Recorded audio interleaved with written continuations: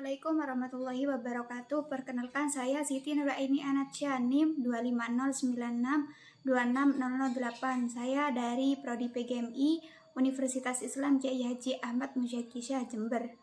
Di sini saya akan menjelaskan tentang nasakh dan mansukh. Yang pertama, kita akan bahas tentang latar belakang nasakh dan mansukh. Al-Quran adalah petunjuk hidup umat Islam yang diturunkan secara bertahap selama lebih dari 20 tahun.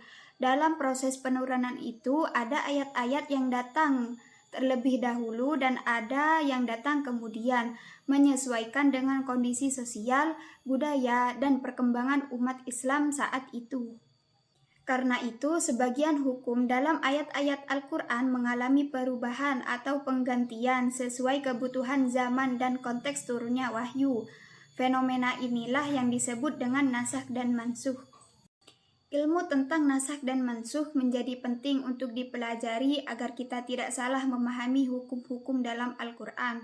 Tanpa pemahaman yang benar, seseorang bisa salah mengambil dalil, seperti mengamalkan ayat yang sebenarnya telah diganti hukumnya atau menganggap ada pertentangan dalam Al-Quran, padahal sebenarnya tidak.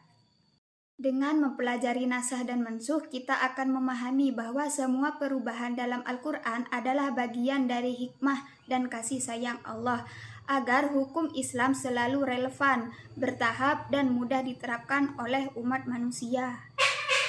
Yang kedua, kita akan pelajari tentang pengertian nasakh dan mansukh. Secara etimologis atau bahasa, nasakh berarti menghapus, memindahkan, atau mengganti. Sedangkan secara istilah atau terminologis, nasakh adalah penghapusan atau penggantian hukum syariat yang ditetapkan sebelumnya dengan hukum baru yang datang kemudian, berdasarkan wahyu dari Allah. Dengan kata lain, nasakh adalah penghapusan hukum syar'i dengan hukum syar'i lain yang datang kemudian. Sedangkan mansukh berarti hukum atau ayat yang dihapus. Selanjutnya tentang dalil nasakh. Al-Quran sendiri menjelaskan bahwa adanya nasakh adalah bagian dari kebijaksanaan Allah, sebagaimana dalam Quran Surah Al-Baqarah ayat 106, yang artinya ayat mana saja yang kami nasakh atau kami jadikan manusia lupa kepadanya, kami datangkan yang lebih baik darinya atau yang sebanding dengannya. Ayat ini menegaskan bahwa perubahan hukum dalam Al-Quran bukanlah kontradiksi, melainkan penyesuaian dari Allah Subhanahu wa Ta'ala yang Maha Bijaksana terhadap kebutuhan manusia di masa turunnya wahyu. Selanjutnya yaitu macam-macam nasakh. Yang pertama, nasakh hukum dan bacaan atau tilawah, yaitu ayat dan hukumnya sama-sama dihapus, tidak dibaca dan tidak diamalkan. Yang kedua, nasakh hukum tanpa bacaan, yaitu ayatnya masih dibaca dalam Al-Quran tetapi hukumnya sudah tidak berlaku. Contoh Quran Surah Al-Baqarah ayat 180 tentang wasiat untuk ahli waris. Kemudian hukumnya dinasakh oleh warisan Quran Surah An-Nisa ayat 11-12. Nah, yang ketiga adalah nasakh bacaan tanpa hukum, yaitu bacaan ayat dihapus tetapi hukumnya tetap berlaku. Selanjutnya yaitu contoh nasakh dalam Al-Quran. Yang pertama, perubahan arah kiblat yang awalnya menghadap Baitul Maqdis kemudian diganti menjadi Ka'bah di Makkah, yaitu Quran Surah Al-Baqarah ayat 142-150. Yang kedua, hukum khamr atau minuman keras. Tahap 1 diperbolehkan tanpa batasan, ada di Quran Surah An-Nahl ayat 67. Tahap kedua dilarang ketika hendak sholat, ada di Quran Surah An-Nisa ayat 43. Dan tahap ketiga diharamkan sepenuhnya, ada di Quran Surah Al-Ma'idah ayat 90-91. Ini menunjukkan proses bertahap atau tadarruj dalam syariat, yaitu hikmah dan pentingnya mempelajari nasakh dan mansukh. Yang pertama, menjaga pemahaman yang benar terhadap Al-Quran.